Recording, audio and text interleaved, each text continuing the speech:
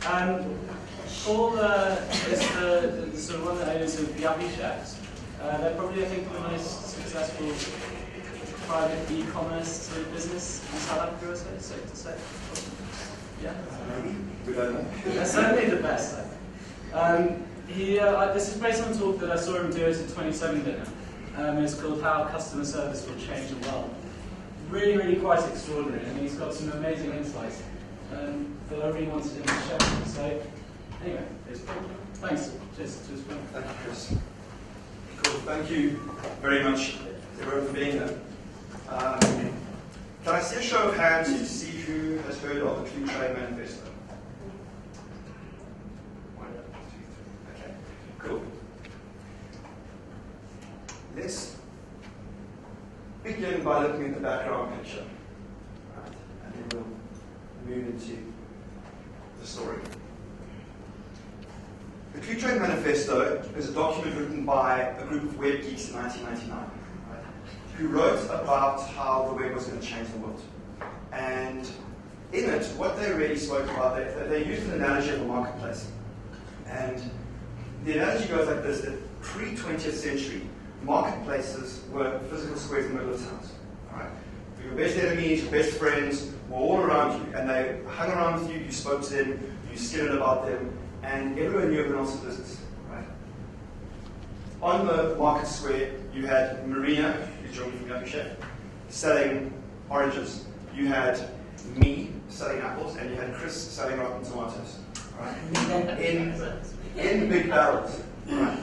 And everyone knew that Marina sold great oranges, I sold great apples, and Chris sold rotten tomatoes, because word spread, right, on the marketplace, because everyone was in the square together.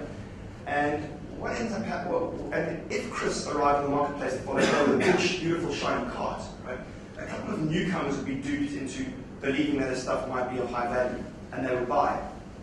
But very soon they'd bite into the tomato, they'd taste that it was crap, they'd tell their mates next to them, and people would start to avoid Chris's store, and his prices would drop, and then he'd get out of business, or he'd be selling the same as what he would before he brought in the big shiny cart, right? Because everyone was close to everyone else.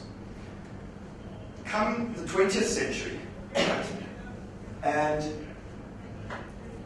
we start shopping in supermarkets like this, right, where no one is talking to anyone, right, and our definition of success becomes to live as far away from our community as possible, preferably behind 10-foot walls, right, and an electric fence.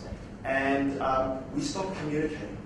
And what these guys who wrote the Clue Trade Manifesto spoke about was how the advent of the internet was finally putting us back in touch with each other. And we're essentially returning back to the marketplace, right, where we could have these conversations which the last 100 years have not allowed us to do. So that's the kind of overview of it. I want to just give you a quick run through what we're going to look at before we dive into that a little bit more. Speak about the changing marketplace and give you an idea of some of our perceptions of what this all means. Now, we also need to appreciate that the Clue Trade Manifesto guys wrote this in 1999. Okay? That is 5 years before Facebook. All right? And all they really saw was a connected web. Right? There was no such thing as social media. There was no concept of a social, or a very undeveloped social web elements. So what they saw was far beyond their time. But it's created massive changes in our perception of current markets and certainly future markets. I want to talk to you about stories that inspire us from a customer service perspective, stories that scare us. I want to run you through the dark ages of customer services, okay, and what that means to us. Tell you a bit about how we believe we deliver a great service and show you some other responses we're having. And then we'll go through some closing thoughts. So, if I run forward to where I was, Clue Trade Manifesto, what the guys said, right? This is their kind of primary line of powerful global conversations that go on. Through the internet, people are discovering and inventing new ways to share relevant knowledge with blindness. As a direct result, markets are getting smarter and getting smarter than most companies. Right? And it's that speed of communication that has changed drastically in the last few years. And I'll give you some examples of our business where, with the advent not only of social, but the advent of e-commerce, it transforms the way people communicate and the way that we choose to market. one of the results that I believe is a cornerstone of this whole change is this idea, right? And I think it poses a big challenge to agencies, to be honest. And we'll introduce a few elements of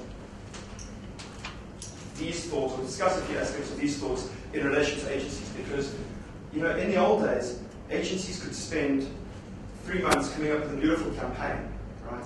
Print great posters, do great creative, put great TV ads out, and put it out there.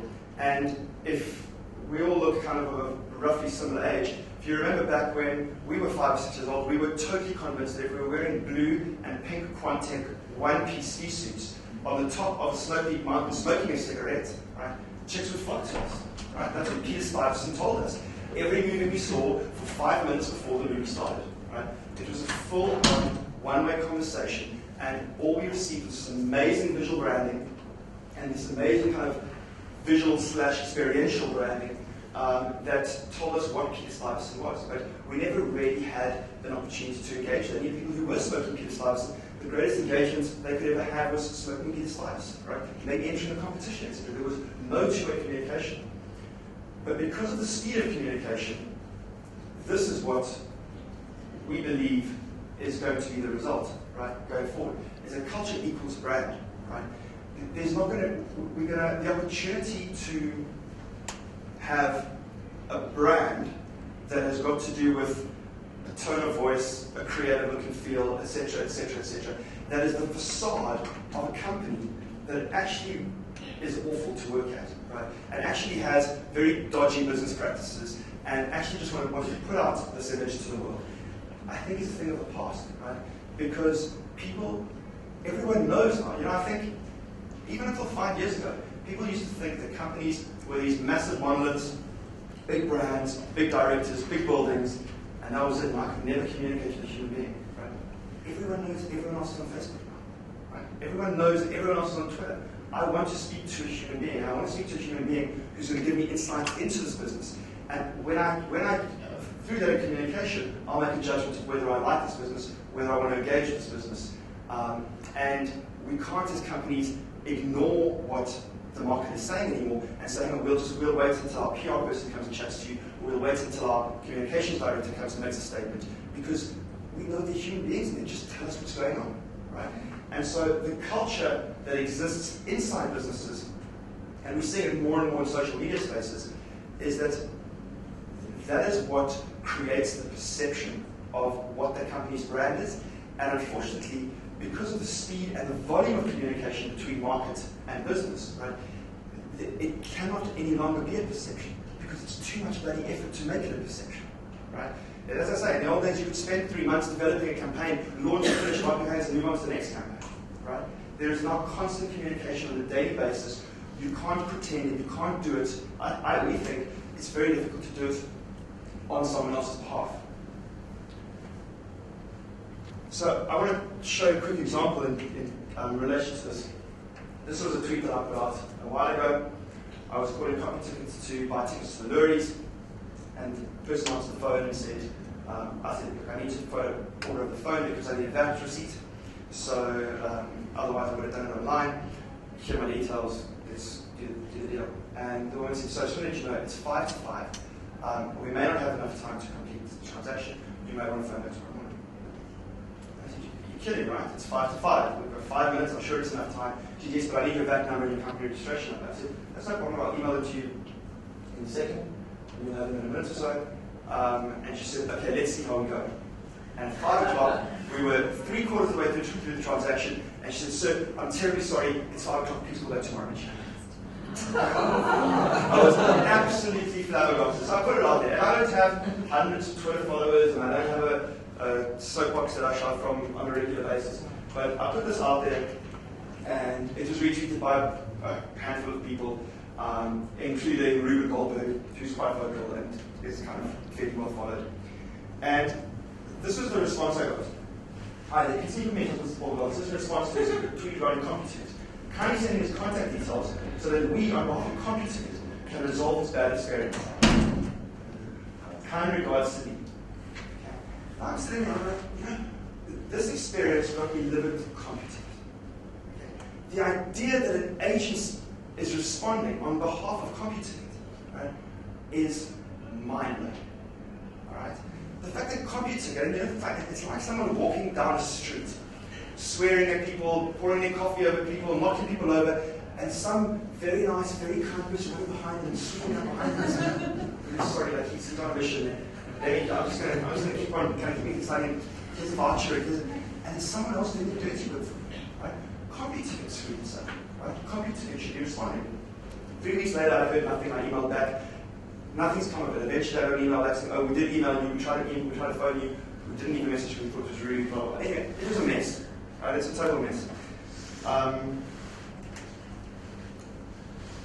But just considering how things are changing with, again, particularly the advent of social media, and I don't think social media is this fancy thing, right? I see it a lot in a similar way to how everyone freaked out in 1994 when cell phones kind of first started to really kind of be on the scene, and everyone said, I will never ever get a cell phone because I'm not going to look like an idiot walking down the road with a Motorola brick with a big flap in front of me. And give it 3 or 4 years, and everyone had cell phones. Right? Why? Because everyone else has cell phones, and it's just going to become the new means of communication through which people communicate. That's as far as it is. It's like cell phones, it's like TV, it's like radio. The difference here is that everyone's talking to everyone. Right? Let's move on to some stories that inspire us. Who here has heard of Zappos in the States? Right? Look up Zappos. Find out about them. Read about them. They are our guiding light. We have stolen many ideas from them. We like to think we're friends with them. We've had a number of Skype chats with a guy who was the head of customer experience. A funny story actually, I came across them in a slideshow presentation. Are you familiar with SlideShare? It's an online site. You can upload your slides after the presentation. And I was doing some research into company culture, and I found a slides deck on Zappos company culture. And it was the first time I came across it, about 3 years ago. And I got to the final slide, and the head of customer experience who prepared the presentation said, if you'd like a copy of our customer culture book, please email me and I'll send you a copy. I'm pretty sure he intended it to be to an audience like this and not to the world on the internet. But I emailed him and said, look, love what I've read about you guys, can you send me a copy of the book? And he wrote back within half an hour and said, absolutely no problem, have had a look at your site. I said, we're business out of the world. He said, have had a look at your site. Would love to know more about what you guys are doing. It looks exciting. Let's meet up online and share some ideas. And the day after, 36 hours later, I received a Zappos customer culture book. Zappos company culture book, which is like a telephone book of people's testimonials and drawings of what it means to be at Zappos. Right? UPS from Las Vegas to my house in London at the time. And from there we built a close relationship. They have a line, which, as I say, we've stolen from them, which says, we're a customer service business that happens to sell kitchen tools. Right? They use the line, we say happen to sell kitchen tools. Their line is, we happen to sell shoes. Right? And they are, as far as we're concerned, the leaders as far as customer service obsession goes. To give you a story about them, I think it doesn't tell you when you play this better. Zappos, a couple of things. Their call center. The call center agents are encouraged to spend as much time as they want or need to with a customer on the phone. Right? There's no measurement of how quickly you can move through people on call centers. There's a great story of a woman, and it's become part of their culture. It's something that we have tried to copy as well. There's a great story of a woman who phoned in and said, was looking for a pair of Nikes, and the call center agent said, I'm really sorry, we don't have your size in stock, but just give me a second or two. And she kind of fiddled around. She came back and said, John's running shoes in the US, in this location, and this running shoes shop in this location. Both have them. They both offer free delivery, and the price is the same as theirs. I'll send you the link to them. I'm terribly sorry we couldn't help you this time. Right? And the person kind of freaked out. They said, well, what are you doing? Send me to your competitor. He said, well, you came here knowing what you wanted. Right? Our job is to provide you the best service we can, and that is to really solve your problem. So here's the link. Go and buy them. I'll help you next time. Right? That kind of experience was so profound for that person, right? And the response they got from that one engagement, it has become company culture. Right? If they don't have something in stock, they will encourage you to buy what you're looking for elsewhere. Right? We've done it. This is the most popular mixer in South Africa. Okay, the red KitchenAid mixer. We're the only place in the country where you can buy 24 colours. But every now and then we run out of red, because red is the most popular colour.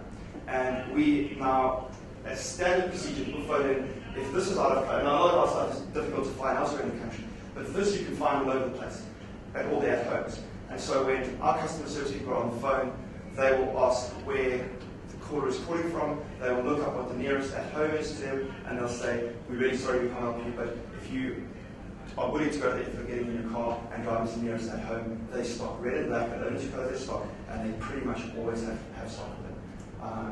And again, it's an experience that people freak out, and it's such a different experience that it creates, and we go on about a lot of our business, it creates personal emotional connections with a customer.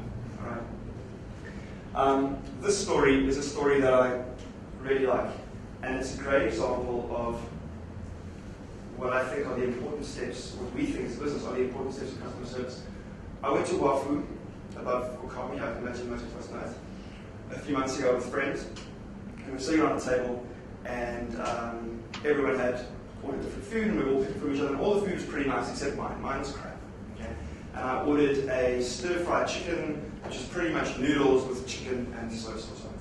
And I picked away at it, but because I was picking everyone else's food, I chose not to make a scene, send it back, etc., which I've got no problem doing.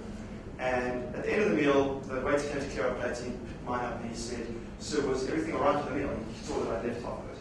And I said, it was actually super average. Right?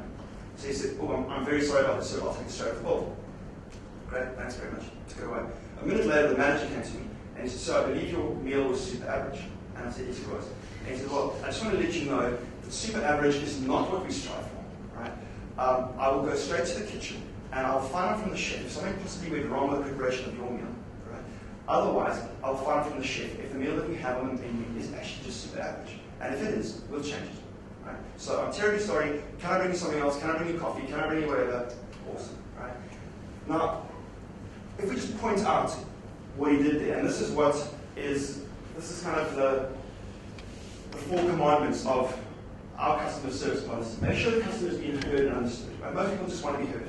They want to shout, and they want someone to say, "Awesome, I've heard you, and I'm going to engage in some kind of response." Apologize without making defensive excuses. All right?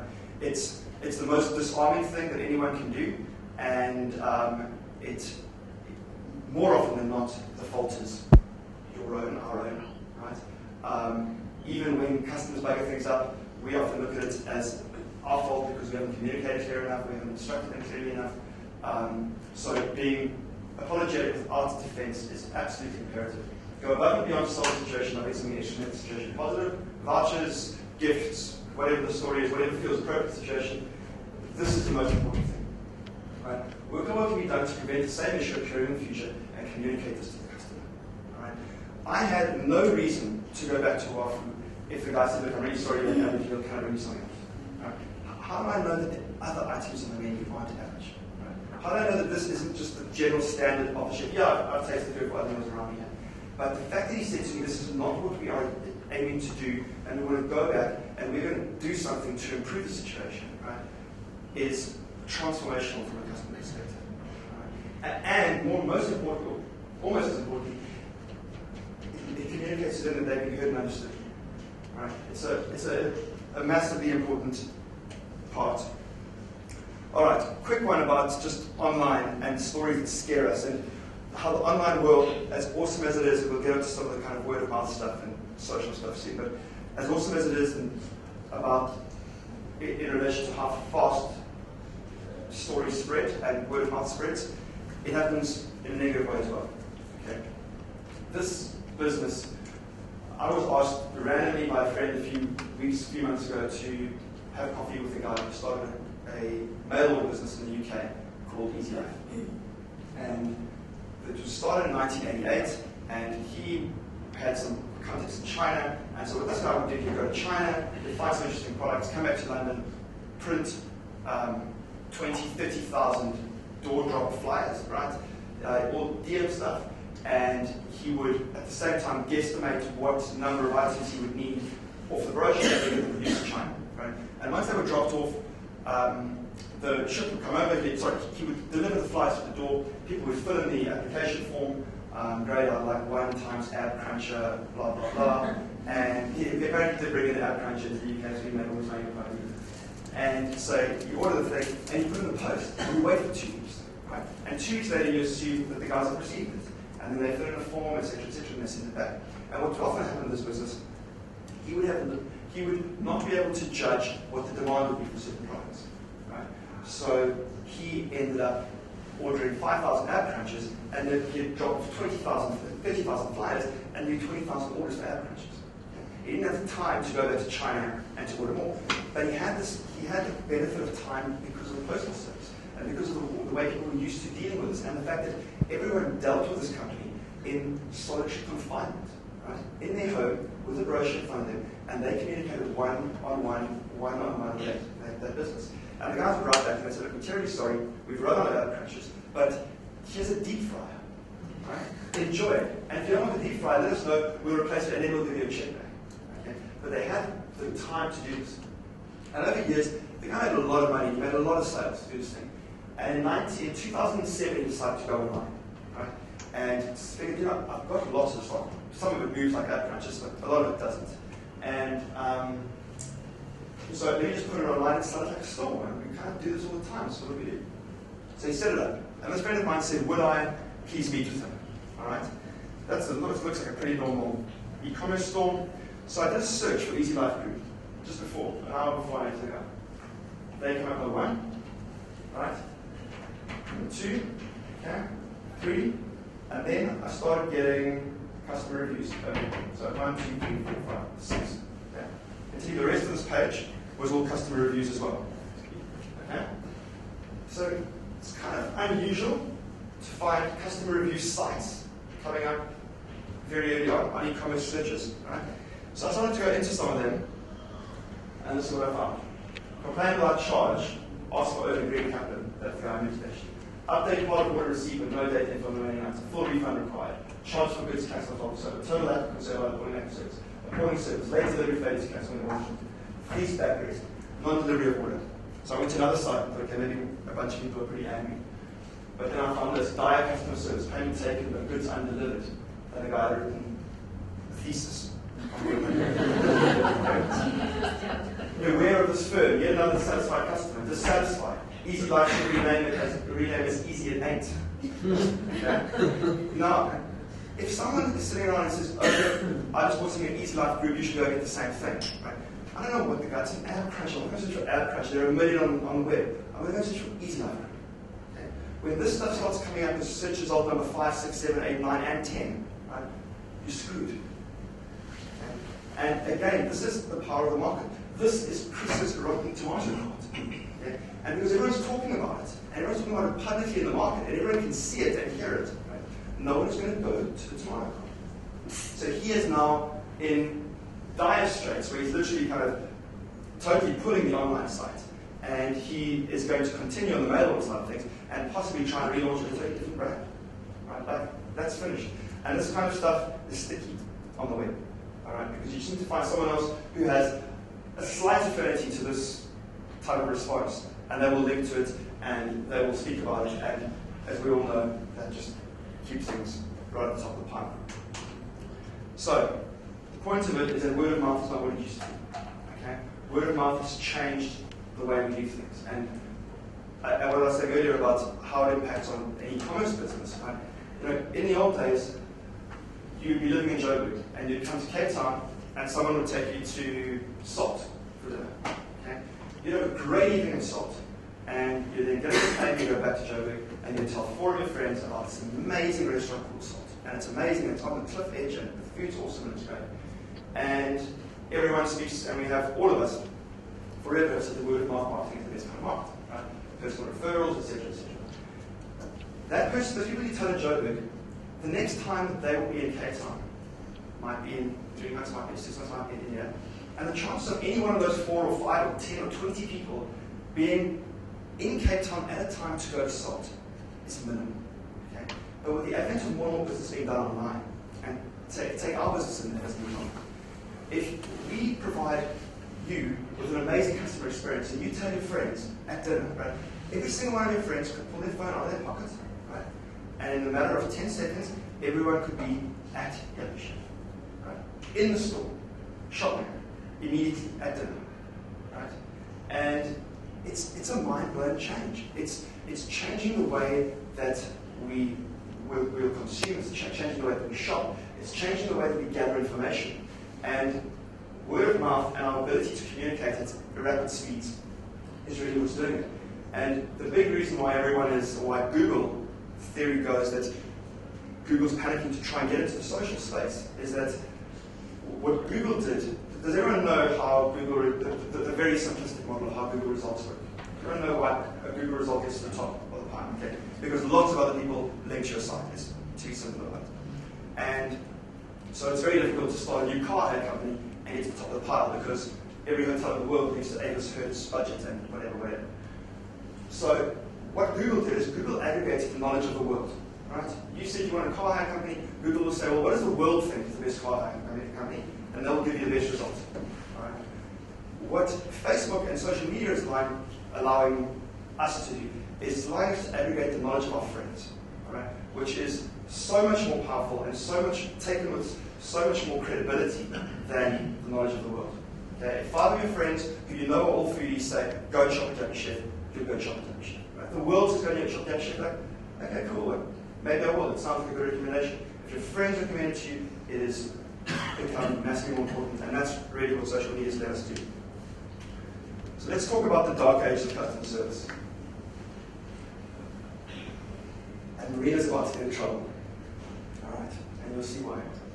So, dark ages of customer service from 1869 to 2004. Can someone tell me what happened in these 2 days? Anyway, what happened in 1869? That's very relevant to work. Recession? Printing. Newspaper? Sorry? No. Printing? No. Radio? I'll give you a little hint. In 1843, the first adverts, the first newspaper, a French newspaper, was the first newspaper in the world to have advertising. Alright? And at the time, all they did was they made space and they said to businesses, you can advertise in the space. And the concept of an advertising agency came around with what the ad agencies were doing for 43 to 69, so for 26 years, they were selling space. Right? Ad agencies would be salespeople, right? And they would sell space. In 1869, we had the first full-service ad agency. All right? That was in Philadelphia, N.W.A. and Son, I think. First full-service ad agency. Created to perfect the one-way conversation. All right? People knew that this business could be far better projected to the world. Right? And that's what came up. Now, this is the next picture that I wanted to include, which we took in the foyer. Okay? We sell all else. Right? And it kind of ties into our perception on where we're at in this, right? Is that the focus here, the focus of the agencies was to make sure this product sold, right? And to tell a good enough story to sell that product. Okay? What happened in 2004? Facebook. Sorry, that wasn't meant to go. Created to perfect the multi-way conversation. Right? And that, I think, and if you know Gary Vaynerchuk, go know Gary Vaynerchuk. He's an American crazy guy. He speaks a lot on social media. He spoke about his data are a bit different, but he speaks about the dark ages of customer service. He's very much already worthwhile reading. And he touched on a few of these things. And I've pulled up 2 examples to explain why we consider it to be the dark ages of customer service. And they're 2 examples that refer to us specifically. Okay? So this is number 1. Hi Maria. My name is Joe. Subject, yuppiechef successful. My name is Judy Rom, and I have a wonderful story about yuppiechef to share with you. Yesterday I was meeting Philip Austin, one of the owners of the Moya restaurants. Philip told me how he was really interested in the company. As it goes, he had recently ordered a pan that arrived broken-handed. Philip wrote to complain, and the yuppiechef promptly sent him a replacement handle. This made such a positive impression that Philip was now telling everyone about the amazing customer service of yuppiechef. It's really going to yuppiechef, I'm a food blogger, blah, blah, blah, blah, blah, blah, blah. Radio, yuppiechef, Facebook, Twitter. Okay, that's the less important part of the slide. Can we just recap what happened here? Right? We sent this guy a broken pan. Okay? It was broken. He phoned us and told us it was broken, and we sent him a replacement without arguing, without fighting, and we collected his broken pan. And now the guy's shouting from the rooftops about our great customer service. Isn't that fucking ludicrous? It's ludicrous, right? What people have lowered themselves to expect is unbelievable, right? The next story, which is more of a indictment on us than anything else. This is a product on our site. It used to not say attachment. Okay? This copy was all the same. But about 2 weeks ago, a person ordered this product. It doesn't quite fit on the page. I think it's 1,995 and 2,095. And it's a KitchenAid auto stand based on ice cream maker. And in here it says attachment, blah, blah, blah, somewhere. This is an attachment to the KitchenAid stand, makes this all separately, click here to do it. Anyway, guy spent $2,000, ordered from us, received it the next day, or a day or two later, and he called into Aaron, who's one of our 2 customer service people, and said, look, I'm really sorry, but I bought this product, and I thought it was an ice cream maker, right? But I need a $5.5 KitchenAid mixer to attach it to. I didn't know it was an attachment, right? And I just don't quite know what to do here. So Aaron came to me and said, look, what's the story here? Because it was really clear on this website what it was, right? And he kind of knew he was buying an attachment, etc. And we had probably a 2 or 3 minute discussion about this. And all of a sudden, we kind of pulled back and said, what are you talking about? Right? A guy who's bought a product from us for 2,000 Rand, right? It's the wrong product. Not only is it the wrong product, he can't use it because he doesn't have another thing that's required to make it work. Okay? And we're thinking about whether he should pay a delivery fee back or whether we should actually accept it back because he knew what he was buying, etc. It's ludicrous what we used to do. Right? And why is because there is such an obsession with selling. Right? There is such an obsession that we've got to make the sale. So Aaron, and it's something that we are, all of us in business, almost trying to beat out of us, right? It's not about numbers, it's not about sales, it's about personal, emotional connections with people, and it's about building relationships with people, because we as a business are in this for long-term gain. We speak a lot about the difference between short-term wins and long-term gains. And those almost sit on 2 opposite ends of the spectrum, right? Where if you want to make the kill now and you want to hold on to that $2,000, you do it. But you do it at total compromise of a long-term relationship with this person, right? And again, with the advent of e-commerce particularly, but social media in general, and the speed of the conversation, it's crazy to think of doing it any other way. You know, again, in the old days, you had Salt in Cape Town, some guy arrives, he's from Joburg, he wants a nice thing, you bug something up, he throws his toys up, you know, you say, hey, screw it, this guy's going to Joburg. And what's he going to do? He's going to go to the dinner and tell 4 other people, and those 4 people will maybe tell one other person, and that's fine, it doesn't matter. Right? You can't do that anymore. Right? If we go all the way back to the market days, right? If you were the market, the trolley owner, and you were selling your nice oranges, and Mrs. Jones, who was the head of the Scouts Club, came to buy something from you, and you were rude to her, or didn't treat her decently, right? She can turn around, and in the market, she can go and speak to every influential person she knows if she chooses to, and everyone will turn against you, right? Because it's about respect, and it's about having those relationships with people. Why? Because we can now. We couldn't. Pre-94 we couldn't, right? Now we can. So, a couple of things about what we're doing. And we're taking what we believe are our best guesses. Some of the things work well, some of them don't. But it's a lot of fun, and a lot of it is about being as sincere as we can. Right? We handwrite cards with every order that goes out.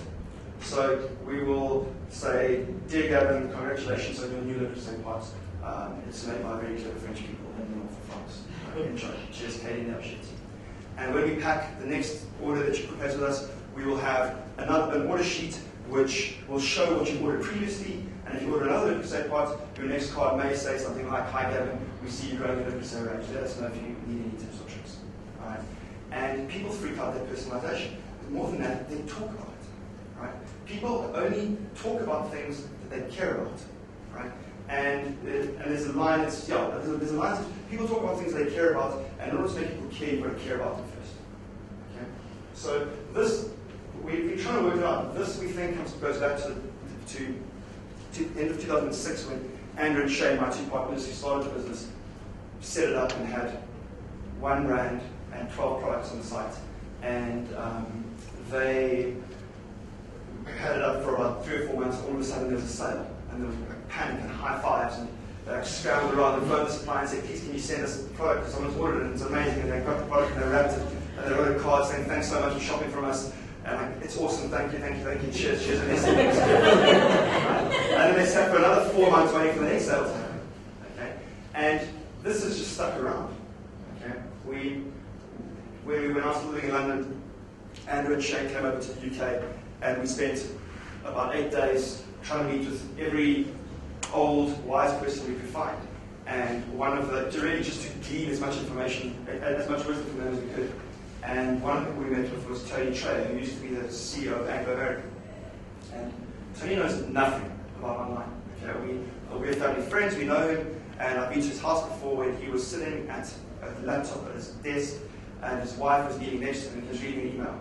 And she was reading on the floor, and she had her hand on the mouse, and he was reading, and he got to the bottom of the page, and he'd say, "Down, down," and she would say, scroll page. Tony managed to go to 2006 without a computer on his desk. Okay? So he knows nothing about online, but he's someone who we respect, and we said, "Can we have an hour of the time, tell you about our business, where we're going, get any wisdom, etc." And we told him about the business, and we told him about the cards. And he said, "It's an amazing, the cards is an amazing thing, amazing presentation, it's fantastic." He said, "It's going to be a really sad day when you guys have to stop writing cards." And Andrew, if any of you ever met Andrew, he's a small guy, very quiet, very unassuming, very kind of, very humble. And he looked at me and said, "Sorry, I don't understand what you're talking about." He said, "Well, you'll get to a point where you go to a size where it's just not feasible to hand write cards for every owner." And Andrew looked at me and said, "We'll never stop writing cards." Right? He said, that is our human touch on it. You walk into a store, you see a smiley face, this is our human touch. We'll employ teams of grannies if we have to hand write our cards. It's part of what we do. It's our way of trying to communicate to customers that we actually care about what they've ordered, we care about our relationship with them. Every order goes out with the yuppiechef badge. It also goes out with a piece of yuppiechef wrapping paper over it. Some books in that we actually wrap, but some of it just goes over there as goodwill, but it kind of looks like a present. And one of the cool parts of e-commerce as well is that you can, people who bought stuff yesterday, or they paid for it 2 days ago. So when it arrives at their doorstep, it's like a present. If they're going on a prepaid holiday where everything's free, it's awesome. Forget about the fact that you burned 15 grand the week before, or the month before you went on holiday. We deliver anywhere in South Africa for free. Okay? Currently, this is Kuruma. Okay? We have delivered a spatula to Kuruma before. The spatula costs 60 rand. Right? The delivery to Kuruma costs us 300 rand. Okay? We sit and pray every day that woman is going to order something more expensive next time. We also pray that she's going to tell her friends. But this is also a great example. We get a lot of orders in outlying areas. Right? There are a lot of people who have, for their whole lives, lived 800 kilometers from the nearest city. Okay? All of a sudden, thanks to the web, right, and decent e-commerce, they have got everything that everyone else has at their fingertips. Okay? I personally believe that in 15 to 20 years' time, if not sooner, the idea of getting in your car and going to a store to buy something that you know you need, right, is going to be absolutely a thing of the past. I think that we will still go to stores, we'll have brand experiences, we'll go to wander through interesting little niche stores, etc., to kind of from a social perspective and from a browser perspective. But when you know you need something, to not buy it online will be ludicrous in a handful of years. We also do this, just on this. South Africa, as we know, is a very young e-commerce market. Okay, I think we are 5 years behind the UK. I used to say 4 years behind the UK, but I think we're 5 years behind the UK. And I've got a pretty good barometer of it because I was in the UK for just less than 5 years. So what I'm kind of seeing, what I was seeing last year was very much what I saw in the UK in my first year when I was there in 2005.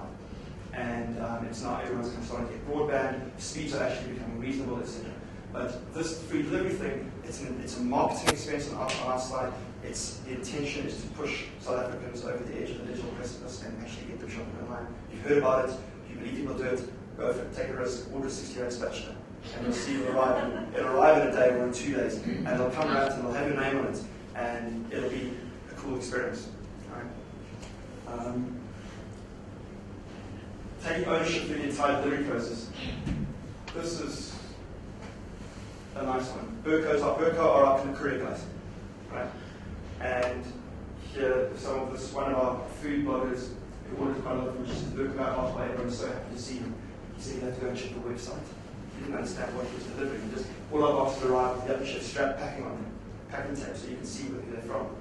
And another woman around the same time she wrote to us to say the Burko guy arrived today to say, and as he walked down my path, he said, "I bring you another box of happy." Because he knows how much he freaks out every time she So this kind of feedback is phenomenal.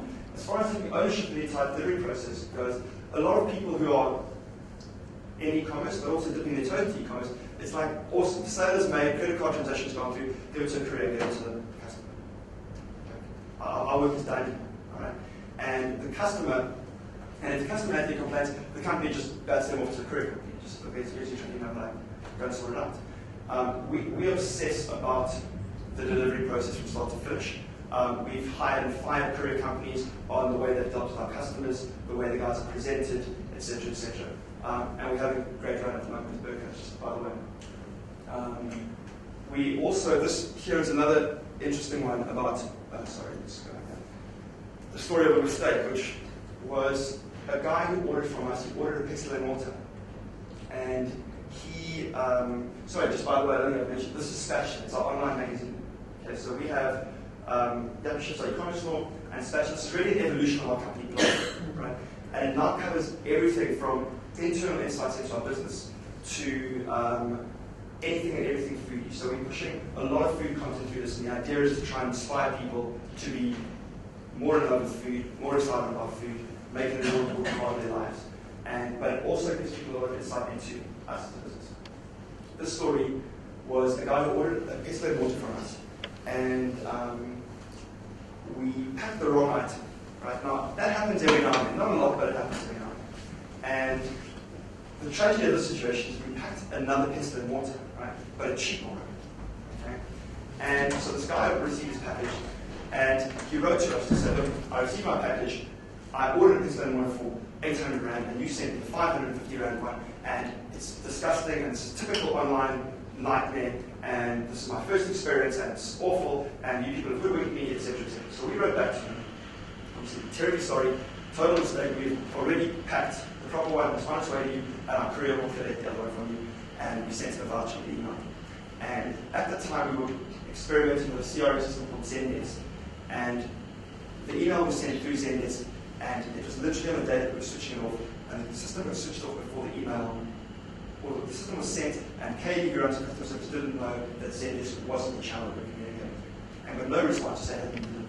So this guy never got our response. And the following day, he posted on Hello Peter saying, absolute nightmare, yuppiechef, my first online experience, ordered something, they sent the wrong item, they sent a cheaper item, when all the documentation refers to more expensive.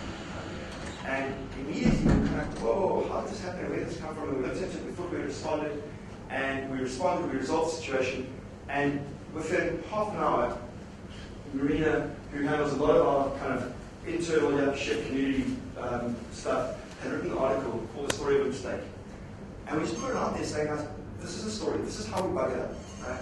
This is what went wrong, and we are devastated that it happened, but this is how we resolved it. And please, will anyone else who's out there and who's having bad experiences with us, right, tell us, because we want to resolve the situation. And we got amazing feedback, so we continue to get amazing feedback on it. And again, it's a matter of being more open, more transparent, just being more genuine, that your goal is to provide a great service or a great product, as opposed to just selling an item. All right. So, pretty much covered everything. My closing thoughts before hopefully take a few questions. Oh, sorry, I'm lying. I haven't covered everything. There's my presentation broken here. There we go. Okay. Other parts, sorry, delivering great service.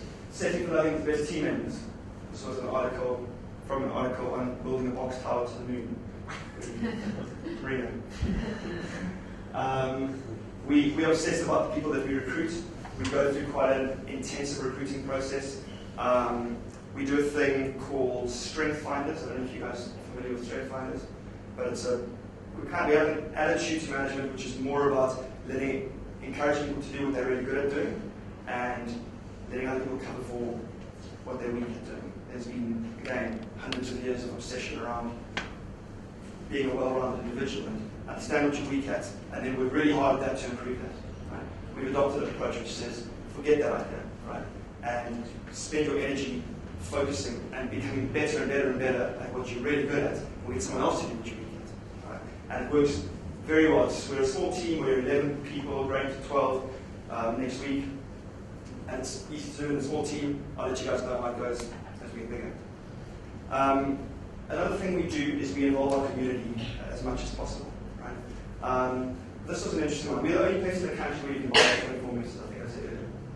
We were putting an ad together for House of Leisure, and we do our design, our creative in-house. And we were brainstorming around this ad. We need a good line, kind of what, almost like the Dulux, any colour you can think of campaign. What colour floats your boat, etc., etc. And we couldn't come up with a line, so we said, in this meeting, we suddenly thought, here we go. Marina went and put this panel of messages on my Facebook, and she said here, hi, we need a line for our upcoming advert. Let me read it better on the screen. We need a line for our upcoming advert, something like what colour floats your crouton, what colour floats your cream, which colour floats your pancake. Give us your best suggestions, people will make you famous. Right? Within an hour, we had 66 responses. All right? And the winning response we included in, okay, it's not the main line, down here in this paragraph, text, etc. The line was which colour needs your dough. Okay. And we put a little asterisk on the magazine print, which led to this little asterisk down here, which says, Tiny. It's tiny, but it's cool. The tinier is cooler. Which said, we asked our fans on Facebook for the yuppiechef to suggest names for this ad. Pivot Parade to Brendan Foster, who was the wizard behind this one. He's my famous. What was your headline? The headline was the world's most coveted kitchen appliances online. Kitchen appliances online, nice name. It's a line we've used on a number of different ad executions. Did you give him a machine? No, we didn't. We gave someone else a machine for involvement on Facebook. I can tell you about that. No, he phoned about 2 weeks later. We put it in census print, and that was it. And about 2 weeks later, Marina ran into the office in a panic and said, you won't believe you just phoned me. And she said, Brendan Foster. And she said, the guy who we made famous in the House of Leisure. And a buddy of his had seen the advert and phoned him and said, I've seen your name in the ad, and rah, rah, rah. Awesome, random, small, but engagement and relationship and just a bit of frivolous fun. We did I'll get to it in a second. We just going back to the KitchenAid thing. For Valentine's Day, we decided we were not going to do anything particular around Valentine's Day.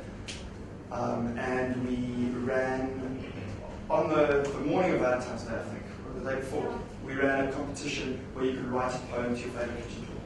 And, a rose or red poem.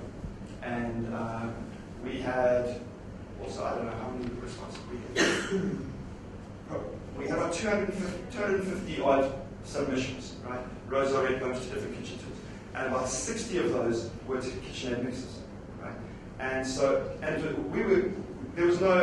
we have a thing called the Mug of Destiny, right? Which is the yuppiechef mug, and we put, if you enter a competition, we put a whole lot of piece of paper in a mug, and you pull out a number, and that's the winner. Okay?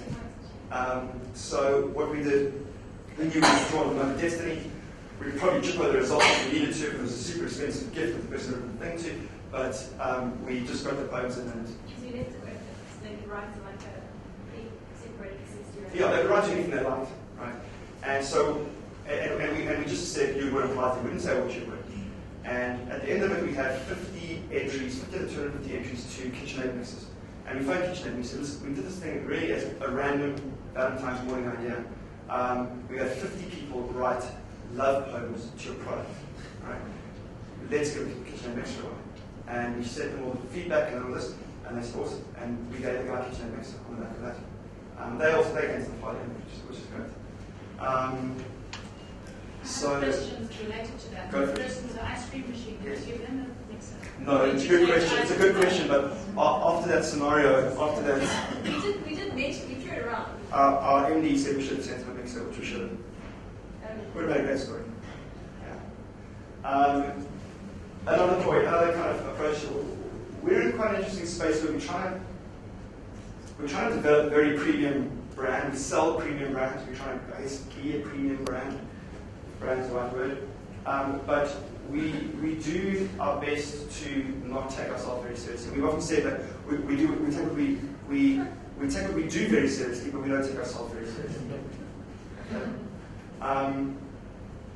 Can't see that one right now, but these get shipped every night. Okay, this is a photo from the UK actually. It's a pen, 5p.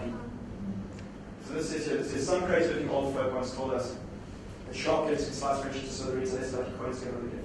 We like lasting friendships, so we figured we'd throw this in just in case the old folk want to crazy them. And you get it every night. And we got a person writing to us a few months ago who said, I don't know if you know Michaela from New Media Publishing. She wrote in free time. She said, she bought a system knives and she ordered them from Yuppiechef and they went straight to her system. And just after she placed the order, someone in her office said, you can't send knives without a coin. And so she was panicking and she's going to try and intercept the package at her sister's place. But she didn't. And when her sister opened the package and she found that there was a coin inside, she was just beside herself. But again, it's just something random and fun to do. This, I think most of you read it just now on the previous slide. But we do a lot of online chats. So our customer service people chat online as well. And I get the chats at the end of every day. I get the transcripts of all the chats that go through. That was a keeper. So I guess there's this balance, as I said, of taking what we do very seriously, but trying not to take ourselves very seriously, and trying to be very human in what we do. A Spatula, the online magazine, that is, a lot of people, my cousin particularly, who's a very enthusiastic 21-year-old chartered accountant, he keeps on saying, you guys have to open physical stores. People have to know that there's a physical space they can go to and people they can interact with, and if something's wrong, they can take it back and they can build trust and they can build confidence in your business because there's actually a physical store. People are still too scared to go online, right? We believe that we're doing a lot of that through Spatula and through all our social media stuff. You can't go a week without seeing some photograph inside our business of someone climbing a box of boxes or someone doing something, not intentionally silly, but just, this is who we are, this is what we do, this is how we hang out, this is how we package stuff, this is how we sit and have tea, we have normal human beings behind it, right?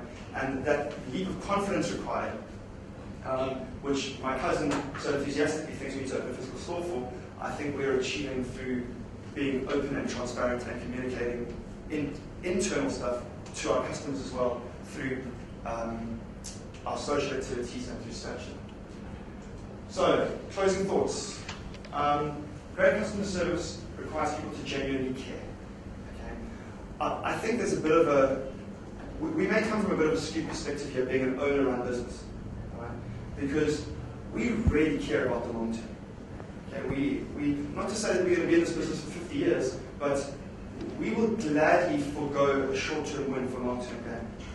I think there's an inherent problem. I think we learned about at university called the agency problem, where you have a difference in priorities between management and shareholders. Okay? There we go. I was once presenting a year ago when we were smaller. We used to rotate on a daily basis. We used to wash dishes, and I was presenting to investor on brand, and my alarm came up and said, wash dishes. It's slightly more embarrassing than leave for airports. So there's a problem problem in modern business, where things are so profit-focused, right, that people are focused on short-term gain.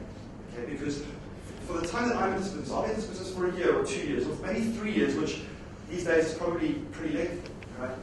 I want you to see results now. I want to see Facebook numbers up. I want to see newsletter numbers up. I want to see sales up. I want to see this up. I want to see that. What the collateral damage is, I don't really care, as long as my metrics are high. And I think one of the things that we need to do in order to emphasize caring is that we need to change the metrics that we measure our successes by. If we genuinely care, we'll be sure to always deliver great products and great services. Right? It's kind of simple. It's like trying to give something or do something to someone who you really admire and trust and respect. And you won't give them something, you're not going to give them something crap. Right? And finally, if we do that, the market will reward us by talking about us at speed. Right? And that's, I think, the space we're going into where things are changing fast. And that's a wrap. I'm happy to take questions. It's particularly to run out, but that's cool. Yeah.